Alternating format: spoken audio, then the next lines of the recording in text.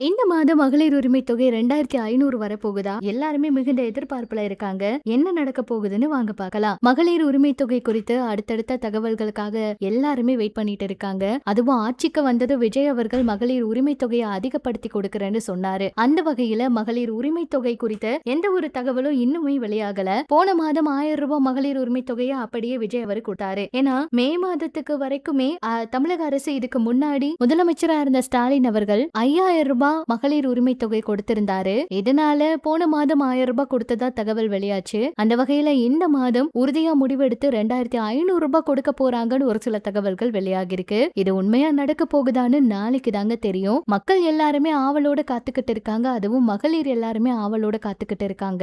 இந்த 2500 ரூபாய் இந்த வாக்குறுதியை மட்டும் விஜய் அவர்கள் உறுதியா பண்ணி கொடுத்துட்டாருன்னா இன்னுமே மகளிரோட சப்போர்ட் எல்லாமே விஜய் அவருக்கு தான் வரும் அப்படின்னு சொல்றாங்க. அது மட்டும் இல்லாம அவங்களுக்கு சொன்ன வாக்குறுதியை காப்பாற்றியே ஆகணும்னு விஜய் அவர்களும் பல திட்டங்கள்ல முயற்சி பண்ணியிருக்கிறாராம். பல முடிவுகளை அவர் எடுத்திருக்கிறதாகவும் தகவல் வெளியாகி இருக்கு. நாளைக்கு எல்லாரோட வங்கி கணக்குல எவ்வளவு வரவு வைக்க போறாங்க, தமிழக அரசு என்ன பண்ண போறாங்கன்னு பொறுத்திருந்து பார்க்கலாம். இதை பற்றி உங்களோட கருத்துக்களை சொல்லுங்க.